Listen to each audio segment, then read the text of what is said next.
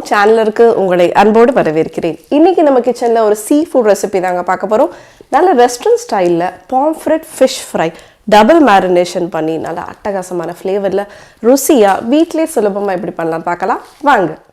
இன்னைக்கு 2 வாவல் மீன் வச்சு தாங்க ஃப்ரை பண்ண போகிறோம். நம்ம கருப்பு வாவல் இது. அதை நல்லா உப்பு மஞ்சள் போட்டு நல்லா வாஷ் பண்ணி எடுத்துருக்கிறேன். எல்லா பக்கத்துலேயும் உப்பு மஞ்சள் போட்டு நல்லா உள்ளெல்லாம் தடவி இந்த மாதிரி வாஷ் பண்ணி எடுத்துக்கோங்க. அதுக்கப்புறம் ஒரு கத்தி வச்சு அதோட நல்ல டீப்பாக கேஷஸ் மாதிரி போட்டுக்கோங்க. இந்த மாதிரி அப்போ தான் நம்ம போடுற மசாலா நல்லா உள்ள வரைக்கும் பிடிக்கிறதுக்காக இந்த மாதிரி ஸ்லிட் பண்ணி எடுத்துக்கலாம். அதுக்கப்புறமா 1/2 டீஸ்பூன் உப்பு எல்லா பக்கத்துலேயும் போட்டுட்டு நல்லா எல்லா பக்கத்துலேயும் படுற மாதிரி கையை வச்சு தடவி விட்டுக்கோங்க. அந்த ஸ்லிட்லலாம் நல்லா படுற மாதிரி தடவி விட்டுக்கோங்க.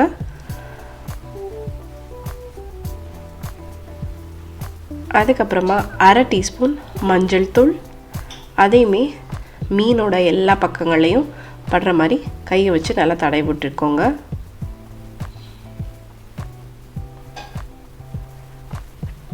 இன்றைக்கி நான் எடுத்துருக்கிறது கருப்பு வாவலுங்க. வெள்ளை வாவலை விட கருப்பு வாவல் கொஞ்சம் கவிச்சு ஜாஸ்தி இருக்கும். ஸோ அதனால் நல்ல உப்பு மஞ்சள் லெமன், இப்போ ஒரு 1/2 லெமனை பிழிஞ்சு அதையுமே நல்லா எல்லா பக்கத்துலேயும் தடவி விட்டுக்கலாம்.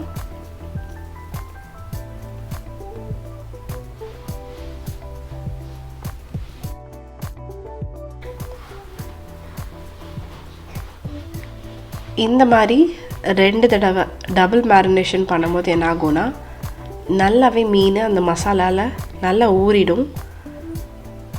மீனை கடைசியாக பொரித்து சாப்பிடும்போது ரொம்பவே டேஸ்டியாக இருக்கும். ஸோ லெமன் புழிஞ்சிட்டு எல்லா பக்கங்களையும் நல்லா லெமன் ஜூஸு தடவி விட்டாச்சு.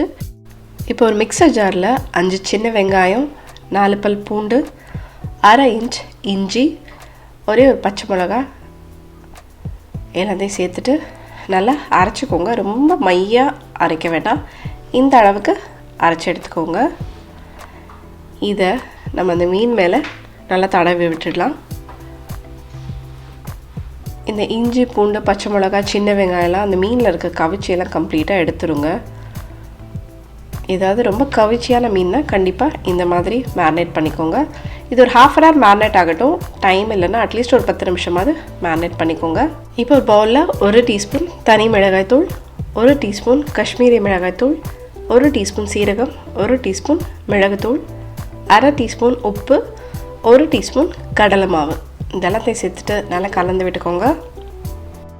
நம்ம இந்த கடலை மாவு சேர்க்குறதுனால நல்ல ஒரு திக் லேயர் மாதிரி கிடைக்கும்.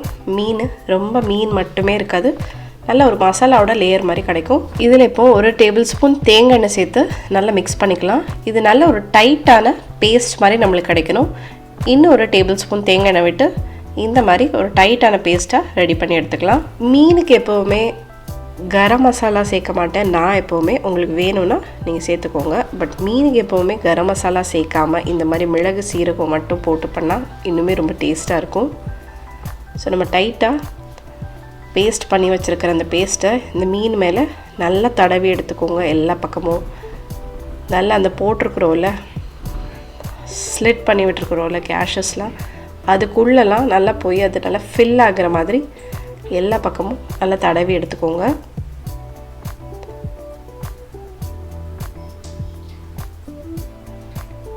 ஸோ கம்ப்ளீட்டாக எல்லா பக்கமும் தடவி எடுத்தாச்சு. அந்த போட்டிருக்க ஸ்லிட்டுக்குள்ளேயுமே அந்த மசாலாவை நல்லா ஃபில் பண்ணி விட்டுறேன். அப்போது நம்மளுக்கு மீனை ஃப்ரை பண்ணி எடுக்கும் போது அந்த உள்ள வரைக்கும் நல்ல மசாலா போயிருக்கும். இதையுமே ஒரு 1/2 hour மேரினேட் பண்ணியிருக்கோங்க. முடிஞ்ச வரைக்கும் ஒரு 10 நிமிஷமாவது மேரினேட் பண்ணி எடுத்துக்கோங்க.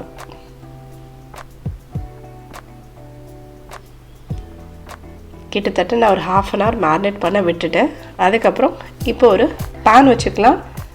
பேனில் ஒரு 4 டேபிள் ஸ்பூன் தேங்காய் எண்ணெய் விட்டுக்கிறேன். தேங்காய் எண்ணெயில் பொரிச்சு எடுத்திங்கன்னா மீன் சூப்பர் டேஸ்ட்டாக இருக்கும். கண்டிப்பாக ட்ரை பண்ணி பாருங்கள். அதுக்கு மேலே இந்த மாதிரி கருவேப்பிலை கொத்து வச்சுட்டு அதுக்கு மேலே நம்ம ஊற வச்சுருக்கிற மீன் எடுத்து அப்படியே வச்சிடலாங்க. ரொம்ப ஹை ஃப்ளேமில் வச்சு பொரிக்காதீங்க. மீடியம் ஃப்ளேம்லே எண்ணெய் சூடாகட்டும். மீடியம் ஃப்ளேம்லே மீன் எடுத்து வைங்க. மீடியம் ஃப்ளேம்லே ஒரு 5லேருந்து 6 நிமிஷம். அதுக்கு மேலேயும் கொஞ்சமாக கருவேப்பிலை இப்படி தூவி விட்டுக்கலாம்.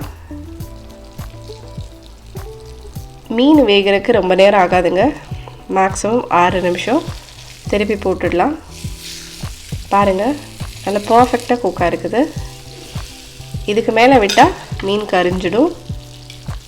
ஸோ இந்த சுட சுட எண்ணெயை ஒருவேளை அந்த சைட்ஸ்லலாம் உங்களுக்கு வேகாத மாதிரி லைட்டாக ஒரு மாதிரி இருந்துச்சுன்னா லேசாக அதுக்கு மேலே அந்த சூடான எண்ணெயை போட்டிங்கன்னா போதும். 5 நிமிஷம் ஆயிடுச்சு. மீன் பர்ஃபெக்டாக குக் ஆயிடுச்சுங்க. இப்போ இந்த மீனுக்கு ஒரு சட்னி பண்ணிடலாம். 2 பச்சை மிளகாய், ஒரு பூண்டு, கொஞ்சமாக இஞ்சி, அரை கைப்பிடி புதினா, ஒரு கைப்பிடி மல்லி, அரை லெமன் ஜூஸ், 1 டீஸ்பூன் உப்பு, கொஞ்சமாக தண்ணி விட்டு நல்லா ஃபைனாக அரைச்சி எடுத்துக்கோங்க.